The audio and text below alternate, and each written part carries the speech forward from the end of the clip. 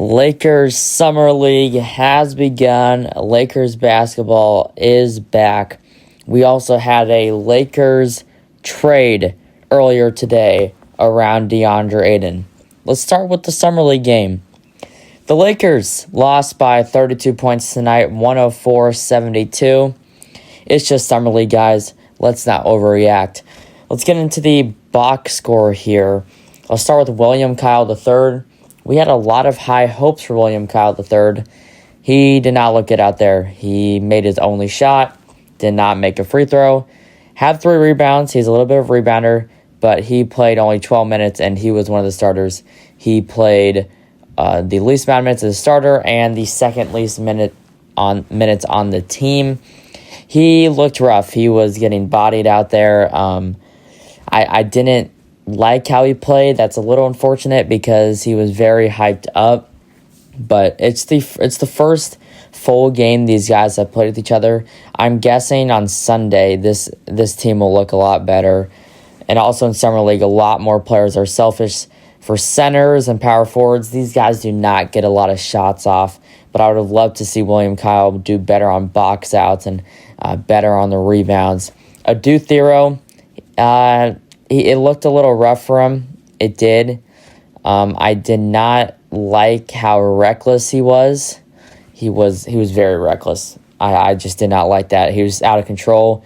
He shot 10 shots, but I'm just going to tell you, those 10 shots, about probably 4 of them were actual shots, and this other 6 were just chucking it up in the air. He's very out of control. That he's been that way since last year, since his rookie season. Cam Carr, domination. He played so good. He had a little bit of a stretch where he airballed a couple shots in that third quarter, and then right after hit a 3. Like, boom, just right after hit a 3. He looks so poised. He looks so under control. He looks like the game's not fast enough for him. Like, he looked slow in a good way. He was not sped up. He was shooting good shots. He shot 15 of those, shot 7 for 15, and made 5 threes, 2 rebounds. The box score only says 1 assist, but he was making some pretty good passes out there, and obviously had the 19 points. He did have 24 minutes, but he played very well in those 24 minutes. That was the most on the team.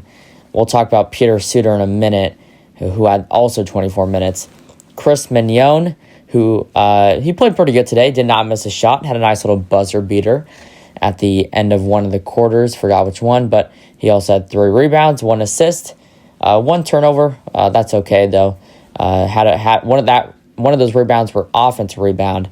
Shot 4 for 4, didn't miss, 8 points. He was also rewarded with a 2-way contract in the middle of the game.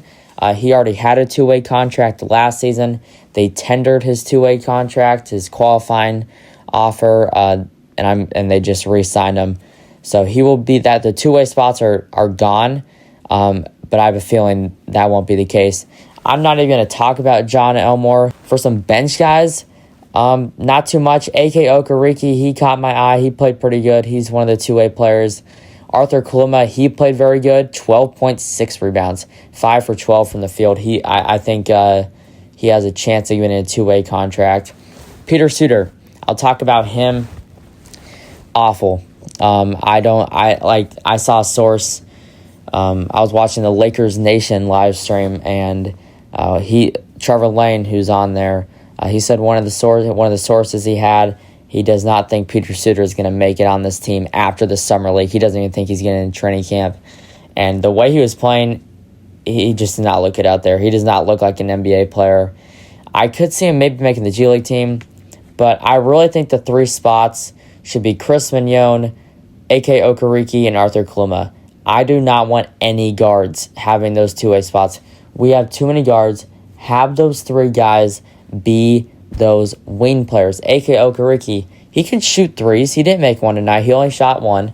He actually had 4 attempts on the field, but I think he played really good. He had the third best point differential with a -9. Nobody had a plus plus point differential because it was just a blowout. The Lakers, they got blown out in Summer League. It did not look good. For players who did not play, who I'm a little shocked, Robbie Avila, Jakari White, Chase Ross, they did not play tonight. I'm very shocked Robbie Avila didn't. I don't know if there's an injury. We will not know that, I'm guessing. I don't think they'll say anything about it. Maybe we'll get something after Summer League. I was really hoping to see Robbie Avila. Maybe he'll play on Sunday.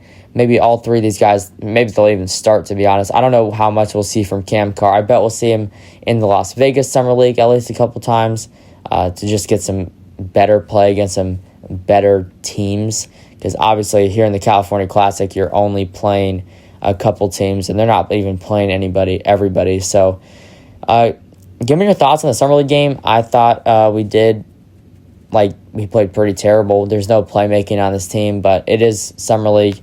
No reason to panic at all. Literally no reason. So that is the Summer League. Now let's get on to what the biggest news of the day was. Deandre Ayton was traded to the Wizards for Jaden Hardy and 2 second-round picks. This was shocking. I had a video earlier today. Go check that out. It's a must-watch. It was my first reaction to the trade. This is my deep dive analysis on it. Deandre Ayton, he was okay, I'll say, for the first year he was with the Lakers, and he had 12 points a game, 8 rebounds, and it also was looking like he was our backup center. He was only going to make $8 million. It was looking like one of the best backup duos in the NBA, and Walker Kessler as your starter, Deandre Ayton as your backup. Now they decide they want to trade Deandre Ayton and go a completely new direction. This is going to be a completely new team. We saved $2 million of cap space in this trade, so it was not a salary dump. We did get a player in return. That player was Jaden Hardy. I did not talk about him enough in that video. Hardy averaged 12 points a game last year with the Wizards. He was acquired at the deadline. This was him with the Wizards. 1 rebound, 1 assist per game. 1 rebound, 1 assist a game. So he wasn't passing the ball. When you're with the Wizards, you're trying to score as many points as possible and trying to get out of there and go to a different team. Hardy is a pretty good player. He played with Luka for a couple of years. He's a good shooter and actually has sneaky athleticism. He actually can dunk at a pretty small height, 6'2", 6'3", I believe. Don't count me on that. But Hardy, it's a good addition. I think he'll be the 3rd string point guard because we did sign Colin Sexton. But Jaden Hardy, don't be shocked if he comes in a couple times this season to like an actual good minutes, maybe like a quick little 5 to 10 minutes as a spark plug. Maybe if we're struggling at the 3-point line, put him in the game. He can knock some threes down.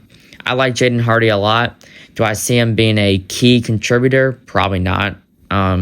Just because hasn't been a high minute guy. When in his earlier years with the Mavs, he was playing good minutes, and then he kind of fell off when the Mavs got more depth. And when they got Spencer Dinwiddie, it just wasn't fitting for the Mavs. That's why they traded him to the Wizards, and he did play very well for the Wizards. But that's the Wizards. These bad teams at the end of the season, especially when he kind of got there basically in March because he was traded almost right at the trade deadline when the All-Star break happens. So Jaden Hardy, good addition. I like it. He's a good bench player, and I think he can be a decent player. That's all I really have to say. My final thoughts. I thought this was a pretty even trade. The Lakers get off a player who did not have the right mindset, did not have the right attitude, and he just wasn't going to fit. And if he stayed, he would have complained as the backup. He would have. There's no doubt about it. He would want to start. That was just not going to happen. And for the Wizards, they get their backup center, and they might have done this because of the Alex Sarr injury, and maybe they need a starting center to start the season. But comment your thoughts down below on the Summer League game. Cam Carr played very well. You saw some pretty good rookies do pretty well in this one as well. I liked how Arthur Kuluma played. He was a two-way player for the Lakers last year, played pretty good in the G League. What's your thoughts on Adu Thero? he kind of still looks the same out there. I'm not going to lie. I already said that, but he looks the same. He looks so reckless. He looks out of control. Chris Mignon, thoughts on him getting a second two-way contract in the middle of this game? That was crazy. And thoughts on the Summer League game overall. If you watched it, give me your thoughts. And go Lakers, and goodbye.